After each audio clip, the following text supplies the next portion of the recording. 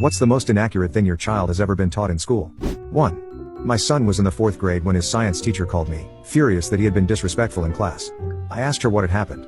She said, I was teaching the students the difference between mammals and fish. I told them that sharks are mammals and whales are fish.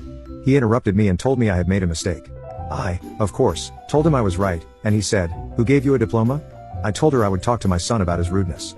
I then called the principal and made an appointment to meet with both him and the teacher. In the meeting, I asked her to repeat her story, and she did, still insisting that whales were fish and sharks were mammals. The principal just shook his head and said, and I hired her. I did talk to my son about being polite to everyone, even if they are wrong. 2. My son was in 4th grade. He came home with a math paper that was marked F. I read through the problems and realized the answers were all correct. I called the teacher, and he said that my son needed to show his work on the paper.